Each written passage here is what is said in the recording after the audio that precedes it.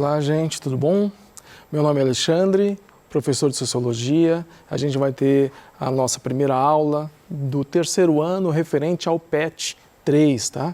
E a gente vai falar sobre política e participação. Eu coloquei política e participação 1 porque a gente vai continuar falando isso em próximas aulas, beleza? Então vamos lá. Logo que você abre o PET 3, tem o professor Otto, que traz essa discussão ali no início do PET 3, ele vai logo jogar de cara algumas definições ali que eu acho que vale a pena a gente poder trabalhar, tá legal? Ele vai falar sobre capitalismo, ele vai falar sobre comunismo, vai falar sobre fascismo, vai falar sobre nazismo. Vamos entender um pouquinho sobre isso, tá? Porque toda vez que a gente fala de participação política, a gente fala de maneira geral sobre política como um todo. E quando a gente fala sobre política como um todo, nós estamos falando sobre Estado. E qual o modelo de Estado? Porque dependendo do modelo do Estado, a participação política se modifica, tá? Então, vamos lá. Capitalismo. Todo mundo conhece mais ou menos o que é capitalismo porque a gente vive num. Qual que é uma dos preceitos fundamentais da ideologia liberal que fundamenta o sistema de capitais, que fundamenta o capitalismo? A liberdade individual. Isso é muito legal, ter liberdade, ok? A liberdade, no caso do capitalismo, seria para quê? Para trabalhar, para fazer troca de mercadoria, relações comerciais. Para quê? Para ganhar dinheiro, para ter a sua própria propriedade privada.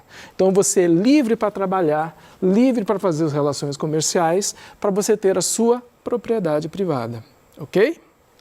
Agora, quando a gente fala de propriedade privada, a liberdade de ter essa propriedade privada, a gente está falando desde uma pessoa que tem uma casinha assim muito pequenininha, um pedacinho de terreno muito pequenininho, até alguém que tem assim conglomerados inteiros, latifúndios inteiros. Nós estamos falando daquela pessoa que trabalha suado para conseguir um pouquinho de dinheiro e aquele lá que tem uma fortuna gigantesca. Okay?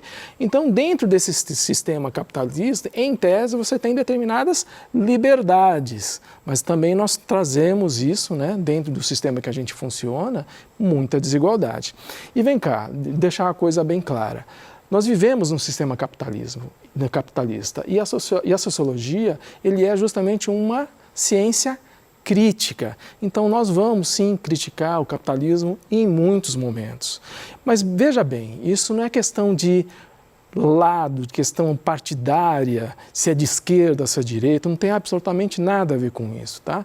Imagine o seguinte, é sempre bom ter uma atitude crítica para tudo no mundo. Imagina que você tem a sua casinha, você mora na sua casa, você gosta dessa sua casa, mas você consegue perceber que ali naquele cantinho ali está tendo uma infiltração na parede, você tem uma goteira em uma das torneiras, você tem um vazamento ali no telhado, você tem uma parede descascando. Você olhar para esses defeitos de maneira crítica não significa que você não gosta da sua casa ou que você precisa destruir a sua casa. Mas o simples fato de você ter uma atitude crítica faz com que você possa melhorar, ok? Tá. Comunismo. O que viria a ser comunismo? A primeira coisa que acho que vale a pena a gente deixar claro é que o comunismo, diferente do capitalismo, o comunismo é utopia. O capitalismo a gente está vivendo ele, ok? Por que o comunismo é utopia? Porque para se chegar ao comunismo a gente precisa passar por determinadas fases. Quais são? Fim do capitalismo.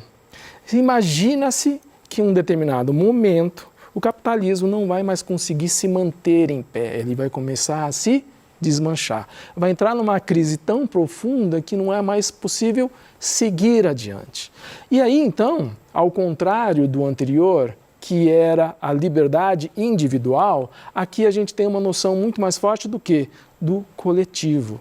E aí teria-se, a partir desse fim do capitalismo, um governo feito pelos trabalhadores, um governo coletivo, que faria esse processo social de pegar todos os meios de produção e distribuir para todas as pessoas.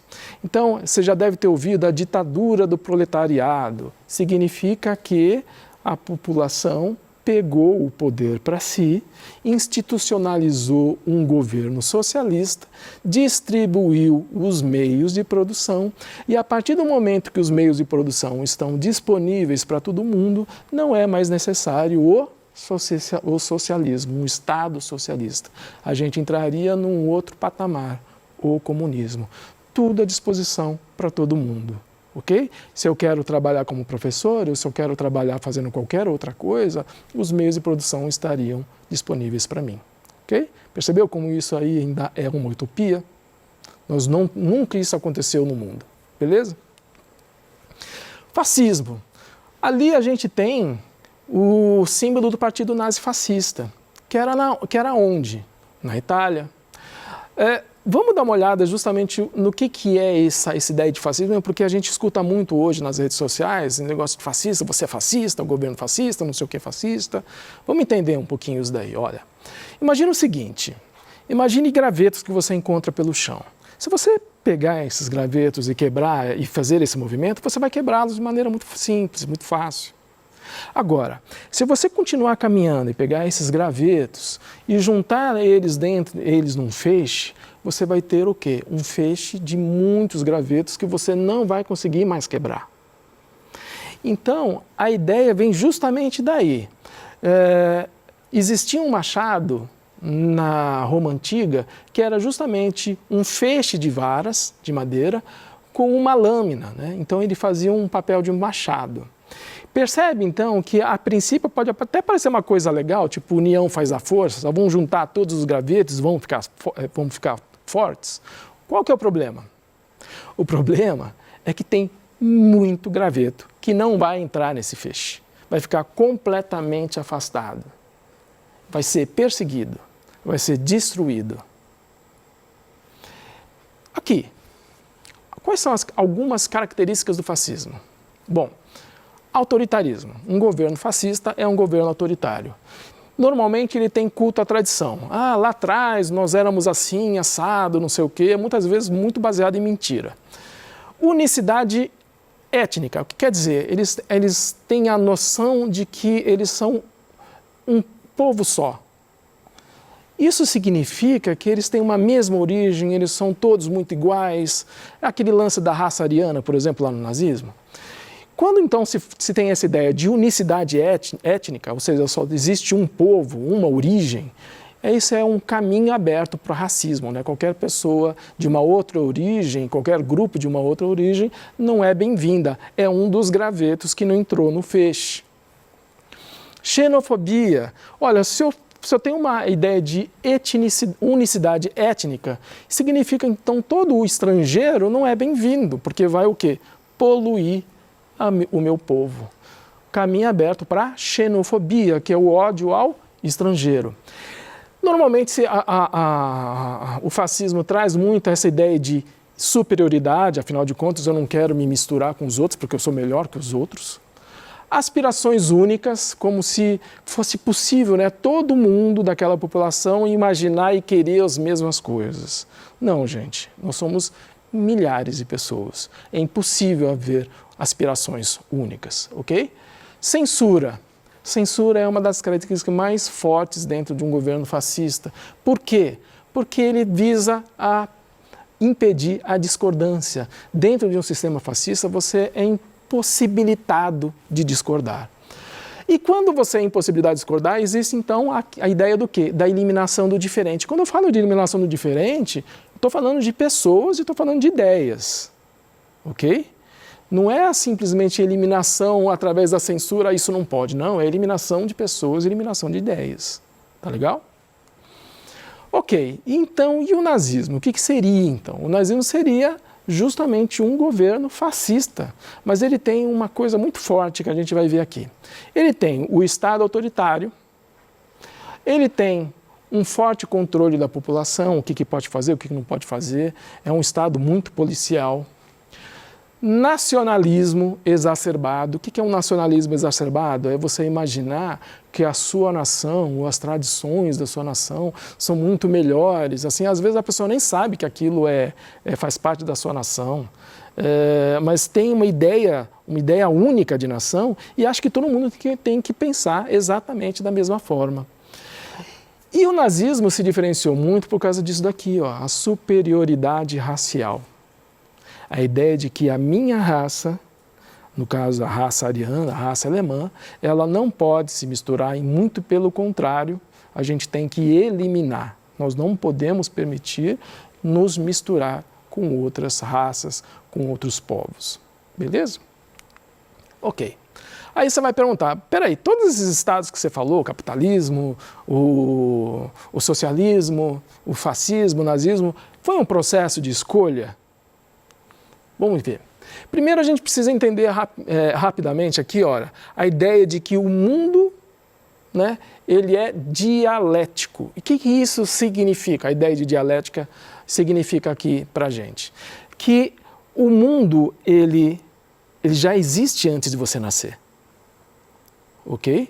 Então, a partir do momento que você passa a existir nesse mundo, você é transformado por ele, porque ele já vem de antes. Agora, fazendo parte dele, você também pode fazer o quê? Sendo transformado por ele, você também pode transformá-lo. Então, existe uma noção, né, de passagem com o tempo, do que você pode ou do que você não pode fazer dentro desse mundo. Quais são as transformações que você pode proceder desse mundo? Vai depender muito das condições anteriores de você nascer. E aí, isso tem muito a ver com interesses diversos. Ora, quando nós temos muitas pessoas, é óbvio que os interesses são diversos. Qual que seria a maneira que nós teríamos para resolver? O ideal? Essa primeira aqui, né? Sentar, conversar, fazer política, buscar o entendimento. Tá? O que normalmente a gente vê?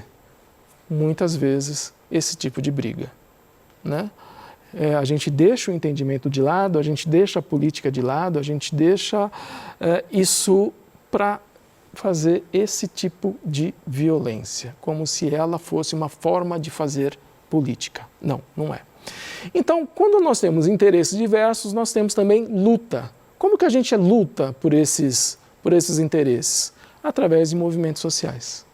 Se você nasce num determinado país, num determinado estado que tem um determinado modelo lá dentro, você também vai ter movimentos sociais específicos que vão participar dessa luta.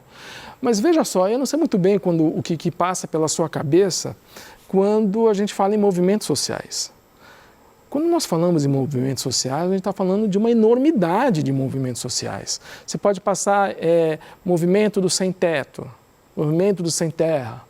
Eu não sei muito bem o que passa na sua cabeça. Movimento LGBT. Existe uma enormidade, muitos, porque os movimentos sociais, eles são extremamente plurais. Quer ver? Qual que é a importância dos movimentos sociais na mudança e na permanência desses modelos? Tudo. Porque ele é uma expressão. Os movimentos sociais, se você simplesmente pegar o computador aí, o teu celular, e pegar e colocar no movimentos sociais e entrar na página do Wikipédia, você vai encontrar uma enormidade de movimentos. Olha só, isso aqui são 2 fotos que eu tirei. Tem mais aqui também, tem inúmeras, eu não tirei todas as fotos. Mas os movimentos, eles são, muitas vezes, antagônicos ou complementares. O que significa isso? Que em muitos momentos, um movimento social é justamente o contrário do outro. Busca coisas que o outro não busca. E, ao mesmo tempo, podem ser complementares. Ok, nós lutamos por coisas diferentes, mas em muitos momentos a gente está muito junto. Vamos caminhar junto. Tá? Se a gente for fazer uma divisão muito simples dos movimentos sociais, a gente pode dividir entre conjuntural e estrutural. O que é um movimento social conjuntural? É quando tem uma demanda específica. Por exemplo, eu sou contra um certo imposto aí. Eu vou juntar uma galera aqui também que é contra um determinado imposto aí, eu vou fazer um movimento social contra, um determinado imposto. Vamos criar a CPMF de novo? Nossa, eu sou contra, então vou fazer um movimento social contra a CPMF. Diminuição de preço da passagem, pode ser também. Veja só, quando tem um aumento da passagem é na sua cidade, não é no mundo. Então, ele passa a ser um movimento social específico. Pode ser estrutural também. Pode ser estrutural porque aí ele teria um grande alcance. Por exemplo, um movimento contra o racismo, um movimento pela igualdade de gênero. Percebe que isso afeta todo mundo, a sociedade inteira, o mundo inteiro muitas vezes. Então esse movimento ele é estrutural, porque esses problemas aqui, elas são estruturantes, afetam a sociedade como um todo, ok? Vamos lembrar que movimentos sociais, então, ele pode ser tanto para mudar alguma coisa, como para lutar pela permanência de alguma coisa. Tem gente que vai lutar, vai fazer movimentos sociais para manter determinados privilégios. Tem gente que vai lutar contra determinados privilégios. Então, os movimentos sociais, muitas vezes, eles são antagônicos justamente por isso. Não é necessariamente movimento social exigindo mudança, ok? Muitas vezes pode ter justamente a permanência. Então, vamos chegar a uma definição aqui. O que é movimento social? Movimento social é uma forma de expressão e participação política da sociedade civil, feita de forma coletiva e organizada, minimamente organizada, na busca de determinadas mudanças em uma certa sociedade e sob contextos específicos, ok? Somos muito e pensamos diferentes. Movimentos sociais, então, é uma forma de expressão, uma forma de participação política. Ela é extremamente importante porque ela reflete as tensões que existem dentro da sociedade. Não existe essa ideia de todo mundo pensa a mesma coisa, todo mundo quer a mesma coisa. Se a gente quer participar politicamente, se a gente quer transformar o mundo, é justamente através dos movimentos sociais. Isso quer dizer, então, que todo movimento social, qualquer coisa que possa ser pregada pelas pessoas é válida? Há um limite para isso? Aí eu trouxe um pouquinho o paradoxo da tolerância, ok? O que é o paradoxo da tolerância? Esse cara aqui, o Karl Popper, ele fez justamente uma reflexão sobre isso. Qual que é a pergunta? Imagina só. Uma sociedade tolerante deve tolerar a intolerância? Ou seja, a gente deve permitir que ideias e movimentos fascistas, movimentos que pregam o ódio, circulem entre a gente? Peraí, mas eu sou tolerante, então eu tenho que tolerar. Vamos dar uma olhada nisso? O que ele vai dizer? Que a partir do momento que você, como tolerante, uma sociedade tolerante, permitir que ideias intolerantes circulem dentro daquela sociedade, aquela intolerância vai tomar conta da sociedade e vai acabar com toda e qualquer possibilidade de tolerância. Ok? Então, por mais paradoxal que seja, defender a tolerância significa exigir não tolerar o intolerante. Nós não podemos permitir que ideias, grupos intolerantes circulem entre a gente. Senão, a gente acaba com a democracia. E aqui existe um outro paradoxo, que as pessoas confundem muito. A democracia é o governo eleito pela maioria, certo? Certo. Mas ela também deve governar para a minoria. A maioria escolhe o governo, mas a minoria faz parte do povo. Num governo fascista, essa minoria é aqueles gravetos largados. Mas não, a maioria, o governo vai eleito pela maioria, mas vai governar também para a minoria. Inclusive, a minoria poderá se organizar e se posicionar contra as escolhas e as determinações daquele governo, sempre de maneira justa, sempre através de processos democráticos. Ok? É isso aí, gente. Espero que vocês gostaram dessa aula. A gente se vê nas próximas aí. Obrigado.